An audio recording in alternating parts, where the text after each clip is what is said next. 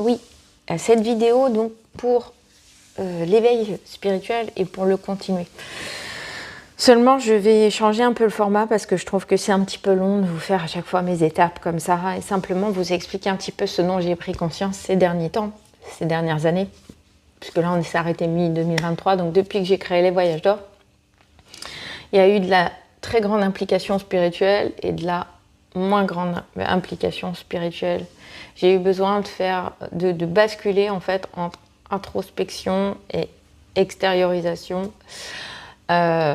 Puisque forcément en fait dans l'introspection on rentre trop à l'intérieur et parfois du coup aussi on va garder un certain émotionnel intérieur dans cette partie introspective, puisque le but étant d'observer ces émotions aussi de l'intérieur, mais seulement on dit toujours que ce qui ne s'exprime pas s'imprime.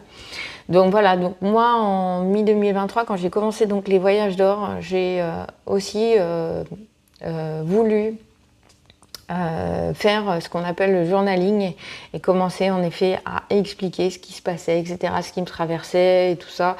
Donc le fait d'écrire un journal intime en fait peut être très bénéfique. L'écriture est très bénéfique. J'en parle également sur mes réseaux LinkedIn, etc.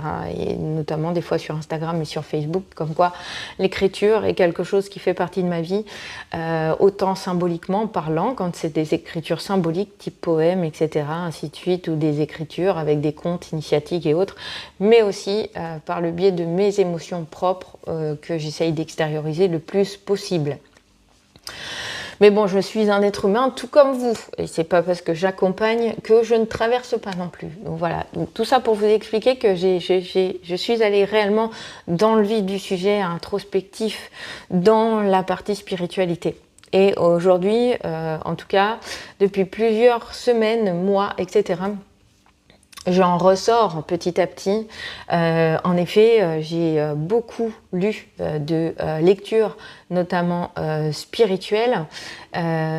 Sauf que là, je suis, spirituel, développement personnel, etc. Et là, j'en reviens plus à des romans. Alors des romans qui peuvent aussi travailler, et d'ailleurs on en parle en art-thérapie, en fait c'est des romans qui peuvent quand même travailler sur l'émotionnel. Donc là j'ai fait quelques petites chroniques ce matin, etc. que vous pourrez trouver sur des livres que j'ai lus cet été. Et donc j'ai eu besoin de ça, et notamment pour comprendre aussi des mécanismes psychologiques que j'ai pu moi mettre en place de protection. Et donc ça fait partie de l'éveil spirituel, c'est-à-dire qu'on s'éveille, on se réveille et on prend conscience.